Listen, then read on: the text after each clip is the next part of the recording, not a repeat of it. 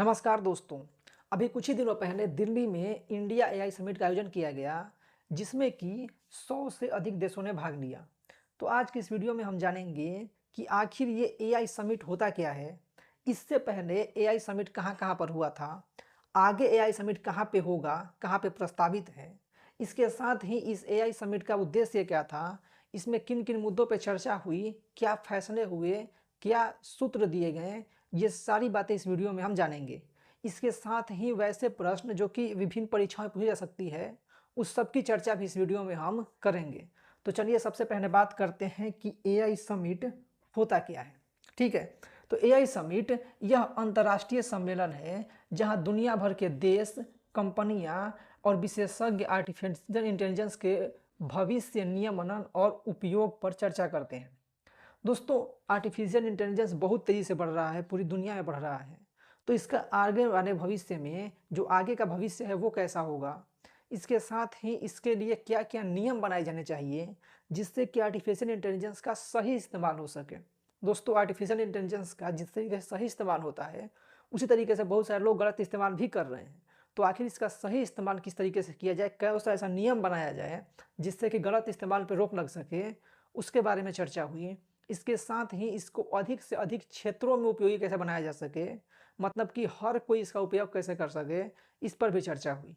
अभी तक देखा गया था कि जो आर्टिफिशियल इंटेलिजेंस है उसका उपयोग बहुत ही सीमित लोग कर रहे हैं, यानी कि वैसे लोग जो बहुत ज़्यादा शिक्षित हैं या बहुत ज़्यादा अमीर हैं, वहीं इसका सही इस्तेमाल कर पा रहे हैं। बाकी जो गरीब तबके के लोग हैं, जिनके पास संसाधन कम है, वो या तो इसका इस्तेमाल नहीं कर रहे हैं या फिर इसका इस्तेमाल सिर्फ़ और सिर्फ़ फन के लिए, मस्ती के लिए, मीम्स बनाने के लिए, फ़ोटोज़ बनाने के लिए या क्लिप बनाने के लिए कर रहे हैं। जबकि एक्चुअल में इसका उपयोग वर्तमान समय में बहुत सारे क्षेत्रों में बढ़ गया है। ठीक है? शिक्षा से लेके हर क्षेत्र में आर्टिफ़िशियल इंटेलिजेंस बहुत ज़्यादा तेज़ी से आगे बढ़ रहा है। तो इन सभी चीज़ों पर चर्चा हुई और अभी जो मुख्य उद्देश्य था इस जो समिट का, वो था कि एआई को कैसे सुरक्षित बनाया जा सके, कैसे ज़िम्मेदार और सबके लिए फ़ायदेमंद बनाया जा सके। ठीक है? इसमें एआई गवर्नेंस, सेफ्टी, एथिक्स और ग्लोबल स्टैंडर्ड पर भी चर्चा हुई। ठीक है? इसके साथ ही एआई को रिसर्च शेयरिंग, इन्वेस्टमेंट और पार्टनरशिप पर भी चर्चा हुई, यानी कि अगर 2 देश हैं, तो वो अगर एआई पर कुछ रिसर्च करते हैं और खुद उसको जान जाते हैं, तो उसको एआई का जो रिसर्च है उसको दूसरे देशों के साथ शेयर करें, उनके साथ पार्टनरशिप करें और वहाँ पर अपना इन्वेस्टमेंट करें। ठीक है? इस पर भी चर्चा हुई। इसमें भारत में बहुत सारे लोग इन्वेस्ट करने के लिए आए। उन्होंने ये कहा कि हम भारत में इतना इन्वेस्ट करेंगे, उसकी चर्चा हम आगे करेंगे इसी वीडियो में। ठीक है? अभी के समय में अगर थोड़ा-सा नज़र डालें तो अभी एआई का वैश्विक बाज़ार जो है वो 2030 तक 1.8 ट्रिलियन, ठीक है? 1.8 ट्रिलियन डॉलर होने का अनुमान है। भारत में अभी जो एआई का बाज़ार है वो 6 बिलियन का है, ठीक है? 6 बिलियन डॉलर का। भारत में एआई से 1.5 करोड़ जो जॉब है नई वो आने वाली है, वो बन सकती है। ठीक है? इसके अलावा एआई की वजह से 30 करोड़ लोगों को अपना जॉब बदलना बन सकता है। दोस्तों, हो ये रहा है कि एआई के आने से लोगों का ज़रूरत बहुत कम हो जा रहा है। जो काम 10 लोग, 20 लोग या 50 लोग मिलकर कर देते थे, उस काम को अब एक व्यक्ति एआई की मदद से बड़ी ही आराम से कर पा रहा है। ठीक है? तो उतने लोगों की आवश्यकता अब नहीं पड़ रही है। इसलिए वैसे लोग जो एआई को जानते हैं, एआई को सीखते हैं, वही भविष्य में काम लायक रह पाएँगे, बाकी लोग बेरोज़गार होते जाएँगे। दोस्तों, जब शुरू-शुरू कंप्यूटर आया था, उस समय भी यही बातें हो रही थी, क्योंकि जब सारी चीज़ें फाइलों पे लिखी जाती थी। जब कंप्यूटर आ गया, तो जब कंप्यूटर में डाटा सेव होने लगा, तो वैसी स्थिति में क्या हुआ कि अब उसको खोजना आसान हो गया, डाटा को, उसको लिखना आसान हो गया। ठीक है? बड़ी-बड़ी फाइलें नहीं ढूँढनी पड़ती थी, बस एक क्लिक में किसी के भी बारे में सारी चीज़ें आ जाती थी सामने। हर क्षेत्र में कंप्यूटर का इस्तेमाल होने लगा, तो वैसे लोग जो कंप्यूटर के बारे में नहीं जानते थे, उनके लिए जॉब खत्म होने लगी और वैसे लोग को जो कंप्यूटर के बारे में जानते थे, उन्हीं के लिए जॉब आने लगा। तो वर्तमान समय में भी यही हो रहा है कि अब आज से 5 साल, 10 साल बाद ऐसा हो जाएगा कि जो लोग एआई यानी आर्टिफिशियल इंटेलिजेंस को चलाना जानते होंगे, इसके यूज़ के बारे में जानते होंगे, उन्हीं के लिए जॉब बचेगी। बाकी लोगों को अपना जॉब छोड़ना पड़ेगा या फिर आर्टिफिशियल इंटेलिजेंस को सीखना पड़ेगा। ठीक है? तो इसलिए इसमें ये चर्चा की गई कि किस तरीके से लोगों को, हर किसी को आर्टिफिशियल इंटेलिजेंस सिखाया जा सके। अभी जो थी वो एक बेहतरीन बात ये हुई कि ये वाला जो एआई नीति मंच है, जो ये भारत का समिट जो है वो ग्लोबल साउथ में पहला था। ठीक है? ये परीक्षा में बार-बार पूछा जा रहा है कि ये जो था वो ग्लोबल साउथ में पहला जो समिट हुआ वो कहाँ पे हुआ, तो वो दिल्ली में हुआ और वर्ष 2026 में हुआ। अब बात ये आती है कि ग्लोबल साउथ क्या होता है। ठीक है, ये जो ग्लोबल साउथ है ये कोई मतलब भौगोलिक मतलब नहीं है, ऐसा नहीं है कि ये जो अर्थ है उसका नॉर्थ और साउथ, ये नहीं है ग्लोबल साउथ। ग्लोबल नॉर्थ का मतलब होता है कि दुनिया के वैसे देश जो विकसित हो चुके हैं, यानी कि जो विकसित देश हैं उसको ग्लोबल नॉर्थ कहा जाता है। जैसे कि अमेरिका हो गया, कनाडा हो गया, फ्रांस हो गया, ये ऑस्ट्रेलिया हो गया। ऑस्ट्रेलिया जो है वो साउथ में है, अगर हम हेमिस्फीयर के हिसाब से देखें तो वो विषुवतीय रेखा से इक्वेटर से नीचे है, वो साउथ में है, लेकिन उससे नॉर्थ में माना जाता है, ग्लोबल नॉर्थ के देश में माना जाता है क्योंकि वो विकसित देश हैं।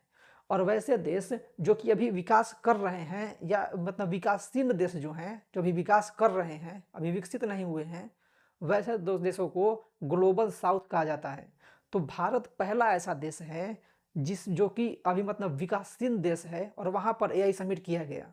इससे पहले जितने भी बार एआई समिट हुए वो सब विकसित देशों में हुए, यानी कि ग्लोबल नॉर्थ के देशों में हुए। ग्लोबल साउथ जो है वो पहला देश है भारत जहाँ पर ये एआई समिट हुआ। ठीक है, तो उम्मीद है कि ग्लोबल नॉर्थ और ग्लोबल साउथ समझ में आ गया होगा। ग्लोबल नॉर्थ का मतलब वैसे देश जो विकसित हो चुके हैं, ठीक है, विकसित देश। और ग्लोबल साउथ का मतलब विकासशील देश जो भी विकास कर रहे हैं, चाहे वो पृथ्वी पर कहीं भी हो, नॉर्थ में हो साउथ में, उससे मतलब नहीं है। ठीक है, इसका मतलब ये होता है। अब बात करते हैं कि जो ग्लोबल एआई समिट हुआ वो इससे पहले कहाँ कहाँ पे हुआ और आगे कहाँ पे होगा। तो सबसे पहले ये हुआ था यूनाइटेड किंगडम में, ठीक है, ग्रेट ब्रिटेन में 2023 में। ठीक है, वहाँ पर भी कई सारी चीज़ों पर चर्चा हुई और 28 देशों ने वहाँ पर हस्ताक्षर किए। दूसरा हुआ था 2024 में, ये हुआ था सियोल दक्षिण कोरिया में, ठीक है, जो साउथ कोरिया होता है वहाँ पर भी कई चीज़ों पर चर्चा हुई। ठीक है, इसके बाद तीसरा हुआ पेरिस में, पेरिस के यह जो फ्रांस का पेरिस जगह है वहाँ पे हुआ और यहाँ पर भी चर्चा हुई बहुत सारी चीज़ों पर, एआई फॉर पब्लिक इंटरेस्ट और बाकी सब पर। यहाँ पर 60 देशों ने इस डिक्लेरेशन पर सिग्नेचर किया। इसके बाद तीसरा हुआ पेरिस में, चौथा हुआ इंडिया में, ठीक है, 2026 में, और ये हुआ न्यू दिल्ली, ठीक है, भारत में। इस पर एआई ग्लोबल साउथ जो कि पहला ऐसा ये है जो कि ग्लोबल साउथ के देशों में हुआ है। ग्लोबल साउथ क्या होता है मैंने पहले बताया। इसके साथ ही वेलफेयर, इंक्लूजन, सस्टेनेबल एआई, और इसके साथ ही जो 88 देश थे उन्होंने दिल्ली डिक्लेरेशन पर साइन किया। जो दिल्ली में ये डिक्लेरेशन फाइल साइन किया गया उस पर 88 देशों ने, ठीक है, ये एग्जाम के लिए आवश्यक है कि कितने देशों ने हस्ताक्षर किए, तो 88 यानी 88 देशों ने हस्ताक्षर किए। अगला कहाँ पे होगा, तो अगला होगा जिनेवा में 2027 में, ठीक है, जो कि स्विट्जरलैंड का एक शहर है। ठीक है, तो पांचवा जो समिट है वो जिनेवा में होगा। इसके अलावा अगर बात करें तो भारत की उपलब्धि ये है कि पहले पेरिस में 60 देशों से अधिक ने हस्ताक्षर किए, भारत में 88 देशों ने साइन किया। ठीक है, और भारत के लिए सबसे महत्वपूर्ण ये इसलिए हो जाता है क्योंकि जो विकासशील देश हैं, जो ग्लोबल साउथ के देश हैं, उसमें पहली बार भारत एक ऐसा देश बना है जहाँ पर ये हुआ है। ठीक है, इससे पहले जो तीनों सम्मेलन हुए थे, जो तीनों एआई समिट हुआ था, वो जो नॉर्थ के देश हैं उनमें हुआ था, जो ग्लोबल नॉर्थ जो कि विकसित देश कहे जाते हैं। इसके अलावा अगर बात करें कि थीम और गहरा विश्लेषण क्या है, तो इसका थीम है welfare for all, happiness of all. ठीक है, ये जो है वो सबका कल्याण और सबकी खुशी है। हालांकि इसको एक और नाम दिया गया है जिसको कहते हैं सर्वजन सुखाय सर्वजन हिताय। ठीक है, जो एग्जाम हुआ है उसमें ये आ सकता है कि इसका थीम क्या है। तो अगर इंग्लिश में पूछे तो welfare for all, happiness for all, और हिंदी में सबका कल्याण सबकी खुशी, या फिर इसको सर्वजन हिताय और सर्वजन सुखाय भी कह सकता है। ठीक है, तो इसको आप याद रखेंगे कि एक और चीज़ है सर्वजन हिताय और सर्वजन सुखाय। ठीक है, अगले पॉइंट की बात करते हैं कि यह थीम क्यों दिया गया है। तो एआई के फायदे केवल अमीर देशों तक सीमित न रहे बल्कि सबके लिए हो। ठीक है, इसके अलावा ग्लोबल साउथ में 6 अरब लोगों को एआई का लाभ मिले। ग्लोबल साउथ में 6 अरब लोग जो हैं वो अभी भी एआई से दूर हैं, उनको भी इसका लाभ मिलना चाहिए। भारत की वसुधैव कुटुंबकम की परंपरा को एआई में लागू करना, टेक्नोलॉजी को मानव कल्याण का साधन बनाना, डिजिटल असमानता जो है उसको खत्म करना, यानी कि डिजिटल असमानता जो है कि किसी के पास मतलब डिजिटल चीज़ें हैं, वो एआई के बारे में जानता है, उसके पास उपयोग करता है, बाकी लोग नहीं कर पाते, तो इसको खत्म करना। ठीक है, भारतीय दर्शन से जिसका जुड़ाव है वसुधैव कुटुंबकम, यानी कि पूरा विश्व ही एक परिवार है, तो पूरे विश्व को एआई का लाभ मिलना चाहिए। इसके अलावा सर्वे भवन्तु सुखिनः, यानी सभी सुखी हों। ठीक है, अंत्योदय यानी कि सबसे कमज़ोर जो व्यक्ति है समाज का, सबसे जो निचला तबका है, उस तक भी एआई का लाभ पहुँचे। और डिजिटल इंडिया जो कि भारत का सबसे बड़ा, ये एक तरह से कहें कि हमेशा से चलते आ रहा है कि भारत को डिजिटल बनाना है, उसके चर्चा हुई इस पर, उसके बारे में भी पढ़ा। ठीक है, अब बात करते हैं इसके जो 3 सूत्र दिए गए। ठीक है, जो 3 कोर पिलर दिया गया इस बार जो दिल्ली में आयोजन हुआ उसमें। सबसे पहला है पीपल। ठीक है, यानी कि लोग। जो एआई है वो मानव केंद्रित हो। ठीक है, एआई से किसी की नौकरी न जाए। री स्किलिंग पर जोर हो, यानी कि जो भी लोग नौकरी कर रहे हैं उनकी नौकरी न जाए, बल्कि उनको ये सिखा दिया जाए कि एआई का इस्तेमाल कैसे करना है और वो एआई का सही से इस्तेमाल कर सके और अपनी नौकरी में बने रहें। क्योंकि एआई अगर जब आ जाएगा और लोग उसका उपयोग करना नहीं जानेंगे तो जाहिर सी बात है कि उनकी नौकरियां जाएंगी। क्योंकि जब कंप्यूटर आया था तो वैसे लोग जो कंप्यूटर का इस्तेमाल करना नहीं जान रहे थे उनकी भी नौकरियां जाने लगी थी। तो टेक्नोलॉजी जब भी नई आती है, अगर कोई व्यक्ति उसको नहीं सीखेगा तो जाहिर सी बात है कि आने वाले समय में वो बाहर होता जाएगा इस लड़ाई से, इस क्षेत्र से। ठीक है, इसके अलावा डिजिटल इंक्लूजन है, यानी गांव-गांव तक एआई पहुंचे, महिलाओं और वंचितों को एआई का लाभ मिले। एआई लिटरेसी, जन जन को एआई समझाना, मतलब हर किसी तक एआई का उपयोग बताना, एआई सिखाना। ठीक है, ये 3 जो पिलर्स हैं, ये 3 जो सूत्र हैं, उसको आप याद कर लीजिएगा। ये एग्जाम में हमेशा आएंगे। ठीक है, और एग्जाम में ये पूछे जा सकते हैं, बहुत ज़्यादा संभावना है। दूसरा है प्लानेट। ठीक है, इसको ग्रीन एआई यानी ऊर्जा कुशल एआई सिस्टम हो। क्लाइमेट चेंज में एआई का उपयोग किया जाए। एआई से कृषि, जल और वन संरक्षण किया जाए। कार्बन फुटप्रिंट कम किया जाए, मतलब कार्बन का जो उत्सर्जन करते हैं हम लोग, मतलब पेट्रोल, डीजल या बाकी जो भी चीज़ जनते हैं उससे कार्बन निकलता है, उसको कम किया जाए। सस्टेनेबल डेवलपमेंट गोल्स में एआई का उपयोग किया जाए। इसके अलावा प्रोग्रेस, यानी एआई से आर्थिक विकास हो, यानी देश का विकास हो एआई से। नवाचार और अनुसंधान में एआई, मतलब कोई नई काम करते हैं, कोई रिसर्च करते हैं तो उसमें एआई का उपयोग किया जाए। हेल्थ केयर में यानी स्वास्थ्य में एआई का उपयोग किया जाए। एजुकेशन में ये इस्तेमाल किया जाए। स्मार्ट गवर्नेंस में इस्तेमाल किया जाए, यानी कि जो भी सरकारी काम हो रहा है कि मतलब लोगों की सरकार तक पहुंच, और सरकार जो चीज़ें लोगों तक पहुंचाना चाहती है वो आसानी से लोगों तक पहुंचाया जा सके इसके माध्यम से। ठीक है, इसके अलावा अगर बात करें तो 7 थीमेटिक वर्किंग ग्रुप, यानी 7 वर्किंग ग्रुप्स बनाए गए इसमें।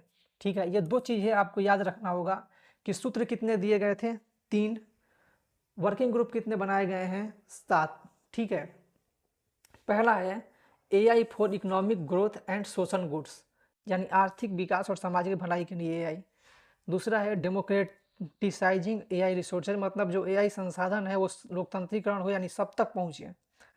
तीसरा है इंक्लूजन फॉर सोशल एम्पावरमेंट, यानी कि सोशल एम्पावरमेंट के लिए, समाज को आगे बढ़ाने के लिए इसका इस्तेमाल किया जाए। ठीक है, सामाजिक सशक्तिकरण के लिए इसका समावेश हो। अगला है सेफ एंड ट्रस्टेड एआई, मतलब एआई जो हो वो सुरक्षित हो और विश्वसनीय हो। ऐसा ना हो कि लोग एआई का उपयोग करें और उनके साथ धोखा होता रहे। ठीक है, अगला है ह्यूमन कैपिटल डेवलपमेंट, यानी मानव संसाधन का विकास हो, मतलब मनुष्य लोगों का विकास हो। ठीक है, मानव को भी संसाधन ही माना जाता है। पहले जो हमारे यहाँ शिक्षा मंत्रालय था, जो अभी शिक्षा मंत्रालय कहा जाता है, उसको अभी पहले तक मानव संसाधन विकास मंत्रालय ही कहा जाता था।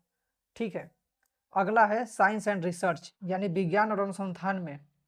ठीक है, आगे बात करते हैं कि प्रमुख निवेश और साझेदारियाँ क्या हुई, इसके बारे में चर्चा करते हैं। निवेश का महासागर, मतलब जो ये हमारा दिल्ली में आयोजन हुआ, इससे भारत में बहुत सारे निवेश आए। बहुत लोगों ने कहा कि हम भारत में निवेश करेंगे, भारत में एआई को बढ़ावा देने के लिए हम पैसे लगाएंगे यहाँ पर। ठीक है, यहाँ पे कंपनियाँ खोलेंगे, यहाँ पे और भी सारी चीज़ें बनाएंगे। इसके लिए जो रिलायंस इंडस्ट्रीज है इसने $100 बिलियन निवेश करने का वादा किया। ठीक है, एक तरह से कहीं करार किया। जो अडानी ग्रुप है इन्होंने अकेले $100 बिलियन का वादा किया।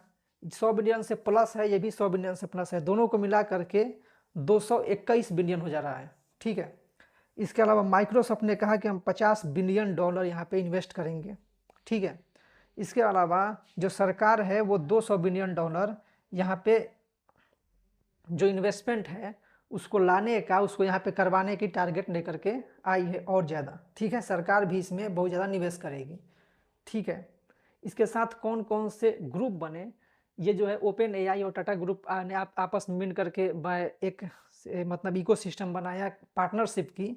ठीक है, कि हम कुछ क्षेत्रों पे काम करेंगे उसी तरह एंथ्रोपिक यूएस की जो कंपनी है और इन्फोसिस जो भारत की है, मतलब एक विदेशी कंपनी एक भारत की कंपनी, ठीक है, एक विदेशी कंपनी एक भारत की कंपनी जो है वो मिल करके अपना पार्टनरशिप की है और ये टारगेट रखी है कि हम कुछ वर्षों में इन इन क्षेत्रों में इतना ज़्यादा भारत में एआई के क्षेत्र में विकास करेंगे। ठीक है, ये सारे हैं, आप इसको आराम से पढ़ लीजिएगा, इस ज़्यादा उपयोगी नहीं है, मेन उपयोगी है ये वाला। ठीक है, इसको थोड़ा सा आप याद कर लीजिएगा कि जो इंटेल इंडिया है और जो इंडिया एआई मिशन है, इन दोनों ने मिल करके एक पोर्टल लॉन्च किया। ठीक है, और वहाँ पर इन्होंने एआई रिस्पॉन्सिबिलिटी कैंपेन चलाया। ठीक है, और वहाँ पे लोगों से कहा कि भारत के जो लोग हैं उनसे कहा कि आप मतलब एक तरह से कहें प्लेज लीजिए, आप शपथ लीजिए कि आप एआई का इस्तेमाल जो है वो अच्छे कामों के लिए करेंगे, अच्छे चीज़ों के लिए करेंगे। ठीक है, आप वेबसाइट पे आइए, आपको हम कुछ गिफ्ट भी देंगे। ठीक है, कोई सर्टिफिकेट देंगे, इस तरीके की चीज़ें थी। मतलब बाद में उन्होंने कहा कि हम सर्टिफिकेट भी देंगे इन लोगों को कि ये लोग प्लेज लिए हैं। तो ये वहाँ पर ये कहा गया। तो वैसी स्थिति में क्या हुआ कि सीधे सीधे 2,50,996 लोगों ने 24 घंटे के अंदर, ठीक है, 24 घंटे के अंदर इतना लोगों ने वहाँ पर आकर के प्लेज ले लिया, उतना लोगों ने आकर के शपथ ले लिया और ये जो है अपने आप में एक गिनीज वर्ल्ड रिकॉर्ड बन गया। ठीक है, तो अगर कभी क्वेश्चन आए कि जो एआई समिट हुआ 2026 में फरवरी में इंडिया में, उसमें कौन सा वर्ल्ड रिकॉर्ड बना था, तो ये जो एआई रिस्पॉन्सिबिलिटी कैंपेन चलाया गया था उसके लिए जो प्लेज लेना था, जो शपथ लेनी थी, इसमें इतने ज़्यादा लोगों ने 24 घंटे में शपथ ले ली, 2.5 लाख से अधिक लोगों ने, ये एक वर्ल्ड रिकॉर्ड बन गया। ठीक है, बाकी सारी चीज़ें हैं, आगे बात करते हैं। एक ये एग्रीमेंट हुआ सिंडिका एग्रीमेंट, ये भारत और अमेरिका के बीच में हुआ और इसमें बेसिकली ये कहा गया कि हम क्या करेंगे कि भारत और अमेरिका मिल करके टेक्नोलॉजी साझा करेंगे और चिप बनाएंगे। ठीक है, जो सिलिकॉन होता है, जो चिप मैन्युफैक्चरिंग होता है, एआई हार्डवेयर होता है, उसमें भारत को अमेरिका की टेक्नोलॉजी मिलेगी। ठीक है, मतलब अमेरिका जो है वो अपने टेक्नोलॉजी को भारत के साथ साझा करेगा, भारत के साथ शेयर करेगा और भारत में भी बहुत सारे जो चिप हैं, जो हार्डवेयर हैं, ठीक है, वो सब बनना स्टार्ट होंगे। आप जानते होंगे कि भारत में अभी बहुत कम ऐसी कंपनियां हैं जो चिप बनाती हैं और बहुत ही मतलब कहें कि वो कम, जो मतलब पहले की जो बीती हुई सदी है, जो बीता हुआ जनरेशन है उसकी बनाती है। मतलब 20 साल 25 साल पहले जो चिप चलते थे, जो सॉफ्टवेयर मतलब कहें कि जो क्या कह सकते हैं, जो पुराने प्रोसेसर्स थे चलते थे, वो अब बना रही है यहाँ पे इंडिया। तो उन्होंने कहा है कि हम नई टेक्नोलॉजी आपको देंगे जिससे कि आप नए प्रोसेसर बना पाएंगे। ठीक है, नए चिप्स बना पाएंगे। इसके लिए अमेरिका टेक्नोलॉजी साझा करेगा। ठीक है, इंडिया यूनेस्को का एग्रीमेंट हुआ, एशियान इंडिया का एग्रीमेंट हुआ, ब्रिक्स एआई वर्किंग ग्रुप बनाया गया। ठीक है, तो ये सब बहुत सारी चीज़ें हुई। वीडियो बहुत ज़्यादा लंबा हो जाएगा इसलिए मैं इसको सिर्फ शॉर्ट में बता रहा हूँ। अब मेड इन इंडिया एआई बनाया गया यहाँ पे। तो मेड इन इंडिया में भारत परम, ठीक है, जो कि आईआईटी बॉम्बे और गवर्नमेंट मिल करके बना रहे हैं। इसमें 17 अरब का पैरामीटर मल्टीमोडा एआई मोड बनाया गया है। ये सब जो हैं वो भारत के अपने बनाए हुए चीज़ें हैं और इसमें और ज़्यादा विकास आने वाले समय में होगा। ठीक है, आगे बात करते हैं कि भारत की एआई ताकत क्या है। तो भारत में 33% लोग जो हैं वो एआई टैलेंट ग्रोथ रेट में आते हैं। ठीक है, ये जो है वो स्टैनफोर्ड एआई इंडेक्स रिपोर्ट 2025 के आधार पर बताया गया है। इसके साथ ही टॉप 3% लोग जो हैं वो ग्लोबल एआई वाइब्रेंट इंडेक्स में आते हैं। 89% नया स्टार्टअप ने एआई अपनाया है। भारत में जितने भी नए स्टार्टअप हो रहे हैं उसमें 89, ठीक है, 89% ने एआई को अपनाया है। ठीक है, 1.8 लाख स्टार्टअप्स जो हैं वो कुल एआई स्टार्टअप यहाँ पे 1.18 लाख, यानी कि 1,80,000 स्टार्टअप जो हैं वो एआई के भारत में शुरू हुए हैं। ठीक है, और 2030 तक AI tech sector revenue target जो है वो $280 बिलियन पहुँच जाएगा भारत में। ठीक है, ये सब भारत की चीज़ें बताई गई हैं। India AI future skills program चलाए गए हैं, जिसमें 500 पीएचडी स्टूडेंट्स बनाए जाएंगे आने वाले समय में। ठीक है, 5,000 पीजी स्टूडेंट्स, ये सारी चीज़ें हैं एआई रिसर्च ट्रेनिंग में सरकारी सहायता। इसके अलावा बाकी सारी चीज़ें होंगी। इसको अब ज़्यादा मेन चीज़ नहीं है, अब जो क्वेश्चंस है उसकी बात करेंगे। ये पहले कुछ लोगों ने, कुछ बड़े बड़े लोगों ने क्या कहा है इसके बारे में थोड़ा सा जान लेते हैं। कि नरेंद्र मोदी जी ने, जो भारत के प्रधानमंत्री, उन्होंने कहा है कि भारत में सफल होने वाला एआई मॉडल पूरी दुनिया में डिप्लॉय हो सकता है। एआई का खुलापन और साझेदारी ही इसकी असली ताकत है। दूसरे हैं एंटोनियो गुटेरस, जो कि महासचिव हैं संयुक्त राष्ट्र के, यूएन के सेक्रेटरी हैं। वो बता रहे हैं कि एआई का भविष्य कुछ अरबपतियों की मर्जी पर नहीं छोड़ा जाना चाहिए। ओपन एआई अनिवार्य है, मतलब इनका कहना है कि एआई जो है वो सबके लिए होनी चाहिए। ऐसा नहीं है कि कुछ अरबपति ही उसका उपयोग करें, उसको अपने हिसाब से बेचें। इसको हर किसी के लिए होना चाहिए। इसके अलावा जो फ्रांस के राष्ट्रपति हैं इमैनुअल मैक्रोन, उन्होंने कहा है कि यूरोप केवल रेगुलेशन नहीं करता, यूरोप जो है वो केवल जो है रेगुलेशंस नहीं लगाता है, बल्कि यह इनोवेशन और इन्वेस्टमेंट की भूमि है, लेकिन एक सुरक्षित भूमि। मतलब एआई बनना चाहिए, एआई यूरोप बनाता है, ये सिर्फ उस पर रोक नहीं लगाता, लेकिन एआई का सही इस्तेमाल हो इसके लिए यूरोप काम करता है, इन्होंने ये कहा है। आगे बात करते हैं new Delhi declaration AI impact के बारे में। तो ये पेरिस डिक्लेरेशन और जो इंडिया का डिक्लेरेशन हुआ है उसके बारे में बात करते हैं यहाँ पे। आगे अब क्वेश्चंस देख लेते हैं क्योंकि वीडियो बहुत ज़्यादा लंबा हो जाएगा। ठीक है, एआई से क्या क्या फ़ायदे और नुकसान होंगे, ठीक है, इसके बारे में यहाँ पे बताया गया है। आगे हम सीधे अब क्वेश्चंस पे चलेंगे। ठीक है, समझ लेते हैं, ये आवश्यक है हमारे एग्जाम के लिए। ठीक है, सबसे पहले बात करते हैं कि ये कब हुआ। तो ये हुआ 16 से 21 फरवरी 2026 तक। कहाँ पे हुआ? तो भारत मंडपम, नई दिल्ली में। आयोजक मंत्रालय कौन है, किस मंत्रालय ने इसको आयोजन किया? तो ये है MEITY और इंडिया एआई मिशन जो मंत्रालय है, उन्होंने इसको मतलब यहाँ पे आयोजन किया था। वैश्विक क्रम क्या है? तो ये चौथा है। ठीक है, 3 जो है वो अलग अलग देशों में हुए, चौथा यहाँ पे हुआ, और 5वां आगे 2027 तक प्रस्तावित है। इसके बाद ये ऐतिहासिक क्यों है? क्योंकि यह ग्लोबल साउथ में पहला एआई समिट हुआ है, यानी कि वैसे देश जो कि विकासशील देश हैं उसमें पहला एआई समिट हुआ है। थीम इसका क्या था? तो थीम था welfare for all, happiness for all, यानी कि जिसको कहते हैं सर्वजन हिताय सर्वजन सुखाय, यानी सबकी सहायता हो, सबकी मदद हो, सबका भला हो। ठीक है, अगला है 3 सूत्र क्या क्या दिए गए? तो पीपल, प्लानेट और प्रोग्रेस। ठीक है, घोषणा पत्र का नाम क्या है? तो new Delhi declaration on AI impact.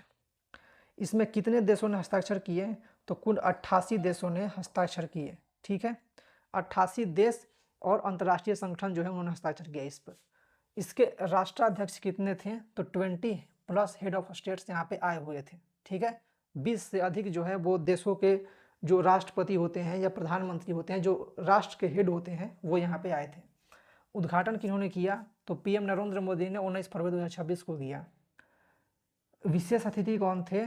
तो ये थे मैनुअल मैक्रोन, और जो ये गुटेरस हैं यूएन के जो सेक्रेटरी हैं संयुक्त राष्ट्र के, और फ्रांस के जो राष्ट्रपति हैं, ये दोनों जो थे वो यहाँ पे चीफ जो गेस्ट थे, यानी कि मुख्य अतिथि थे। इसके अलावा रिलायंस और अडानी ग्रुप ने मिल करके $210 बिलियन निवेश करने का यहाँ पे निर्णय लिया है। ठीक है, $210 बिलियन ये निवेश करेंगे। इसके अलावा माइक्रोसॉफ्ट जो है वो 50 बिलियन का निवेश करेगा। ठीक है, इसके अलावा बात करें तो पैक्स सिलिका, भारत अमेरिका के बीच में सिलिकॉन सप्लाई पर एग्रीमेंट हुआ था कि अमेरिका भारत को सिलिकॉन देगा। ओपन एआई का पार्टनरशिप हुआ टाटा ग्रुप के साथ, और एंथ्रोपिक पार्टनरशिप हुई इन्फोसिस और बेंगलुरु ऑफिस के बीच। ठीक है, इसके अलावा बात करें तो गिनीज रिकॉर्ड बना था, ये मैंने पहले ही कहा था, इसको आप याद कर लीजिएगा कि गिनीज वर्ल्ड रिकॉर्ड बना कि 2,50,946 लोगों ने प्लेज लिया, शपथ लिया। ठीक है, और ये इंडिया ने करवाया था। अगला समिट कहाँ पे होगा? तो ये जेनेवा स्विट्जरलैंड में होगा 2027 में। ठीक है, अब जो इंडिया एआई समिट हुआ, इससे जुड़े हुए कुछ महत्वपूर्ण प्रश्न देख लेते हैं जो कि परीक्षाओं में हमसे पूछी जा सकती है। तो सबसे पहला है कि इंडिया एआई इम्पैक्ट समिट कहाँ आयोजित हुआ था? तो ये भारत मंडपम, न्यू दिल्ली में आयोजित हुआ था। इसके बाद दूसरा है कि यह वैश्विक एआई समिट किस श्रृंखला का है? तो ये चौथा है। ठीक है, 3 इससे पहले हो चुके हैं और 5वां प्रस्तावित है। समिट की थीम क्या थी? तो समिट की थीम थी welfare for all, happiness of all, जिसे सर्वजन हिताय सर्वजन सुखाय कहते हैं, यानी सबकी हित सबकी खुशी। ठीक है, अगला है 3 सूत्रों में से कौन सा नहीं था? तो यहाँ पे हो गया पीपल, प्लानेट, पावर और प्रोग्रेस। तो पावर जो है वो 3 सूत्र में नहीं था, बाकी ये तीनों थे। इसके बाद है पैक्स सिलिका एग्रीमेंट किन देशों के बीच था? तो जो पैक्स सिलिका एग्रीमेंट है वो इंडिया और यूएसए के बीच हुआ है। ठीक है, आगे बात करते हैं कि दिल्ली डिक्लेरेशन पर कितने देशों ने हस्ताक्षर किए हैं? तो इसमें 88 देशों ने हस्ताक्षर किए हैं। इसके बाद गिनीज वर्ल्ड रिकॉर्ड किस लिए मिला? तो Guinness world record AI responsibility pledge जो लिया गया 2.5 लाख से अधिक लोगों के द्वारा, इसके लिए मिला है। अगला है कि स्टैनफोर्ड एआई इंडेक्स 2025 में भारत एआई जो है वो AI talent growth rate Bharat का कितना है? तो ये 33% है, 33%। अगला है भारत जेन परम में कितनी भाषाओं को सपोर्ट मिलता है? तो इसके बारे में हमने बात की थी लेकिन हमने इसको स्किप कर दिया था। मैं आपको बता दे रहा हूँ कि 22 भाषाएं जो है वो इसमें सपोर्ट करती हैं, इसको सपोर्ट मिलता है। अगला वैश्विक एआई समिट कहाँ पर होगा? तो अगला जो वैश्विक एआई समिट होगा वो जेनेवा में होगा, स्विट्जरलैंड में। ठीक है, इसके बाद अगर कुछ और क्वेश्चंस की बात करें तो ये है कि India AI impact summit theme और 3 सूत्र कौन कौन से हैं? तो welfare for all, happiness for all. ठीक है, ये थीम है। सूत्र है पीपल प्लानेट प्रोग्रेस, और यह भारतीय दर्शन के वसुधैव कुटुंबकम से प्रेरित है। अगला है दिल्ली डिक्लेरेशन का क्या महत्व है? तो इस पर 88 देशों को एआई सुरक्षित, समावेशी और ग्लोबल साउथ में के अनुकूल बनाने का संकल्प लिया। पेरिस में 60 से 28 देश अधिक हैं। ठीक है, पेरिस में 60 देशों ने कहा, इस पे शपथ लिया था। यहाँ पे जो 88 देश हैं उन्होंने इस पर साइन किया है। ठीक है, पैक्स सिलिका एग्रीमेंट क्या है? तो यह भारत अमेरिका जो सिलिकॉन और सेमीकंडक्टर सप्लाई चेन को सुरक्षित करने का समझौता है। ठीक है, अब भारत की जो चाइना पर डिपेंडेंसी है वो कम होगी। आप जानते होंगे कि भारत में अभी जितने भी सेमीकंडक्टर आते हैं, चिप्स आते हैं, वो अधिकतर चाइना से ही आते हैं। तो चाइना पर जो भारत की डिपेंडेंसी है वो कम होगी, डिपेंड कम रहेगा। Made in India AI models में 3 के नाम और उनकी विशेषताएं बताएं। तो ये 3 है, बाकी हमने और सारे देखे थे। समिट की आलोचना क्या थी, 3 बिंदु में बताएं। तो चीन अमेरिका की ग्लोबल गवर्नेंस की अनुपस्थिति, जो चीन और अमेरिका है उसके जो गवर्नमेंट ऑफिसर्स हैं वो यहाँ पर अनुपस्थित थे। ठीक है, वो यहाँ पे नहीं आए थे। और गनगोटिया का चाइनीट रोबोट डॉग जो विवाद हुआ था, और वेलफेयर फॉर अर्थ थीम पर बेघर को हटाना। ठीक है, यहाँ पे एक बात समझिए कि जो हमारे देश की एक यूनिवर्सिटी है, गलगोटिया यूनिवर्सिटी, उन्होंने इस पूरे मतलब कहें कि जो एआई समिट हुआ इसमें उनकी अलग से ही चर्चा होती रही। उन्होंने क्या किया था कि एक चाइनीज जो मशीन है जो डॉग के रूप में है उसको खरीद करके लेकर गया है, और उन्होंने कह दिया कि ये जो है वो हमने बनाया है, हमारी यूनिवर्सिटी में बना है। ठीक है, 600 से अधिक मतलब उन्होंने कहा कि हम बहुत मतलब करोड़ों में रुपए खर्च किए, सैकड़ों करोड़ों, और वहाँ पे हम जाने इसको बनाया है। जबकि बाद में चाइना ने कहा कि ये हमारे यहाँ से बना हुआ है और हम इसको 2.5 से 3 लाख रुपए के आसपास में इसको हम बेचते हैं। इन्होंने वहाँ से खरीदा और कह दिया कि ये हमारा है। बाद में उनकी बहुत किरकिरी हुई, बहुत ज़्यादा उनकी बदनामी हुई, भारत की भी छवि खराब हुई इससे, और इसके बाद उनको वहाँ से एक तरह से बाहर किया गया। ठीक है, अब बात करते हैं कि अलग अलग चीज़ों के बारे में। तो दोस्तों इतना ही था। ठीक है, बाकी जो महत्वपूर्ण चीज़ें थी वो मैंने आपको बताने की कोशिश की है।